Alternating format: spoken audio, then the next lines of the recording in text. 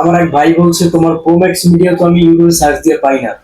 আসলে ওই ভাইয়ের উদ্দেশ্য করে আসলে ভিডিওটা বানানো, এবং আরো অনেকে হয়তো সার্চ দিবে কিন্তু যদি না পায় তাদের জন্য আজকে এই ভিডিওটা। তো দেখবেন আমি এখন ইউটিউবে সরাসরি যাব, তারপরে প্রোম্যাক্স মিডিয়া সার্চ দিয়ে আমি নামটা আমাদের দেখাই।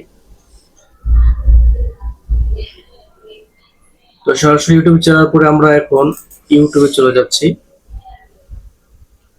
ইউটিউবে চলার পরে যে সার্চ বক্স আছে, সার্চ বক্সে অবশ্যই চলে আসবে, এখানে প্রোম্যাক্স মিডিয়া লিখবেন,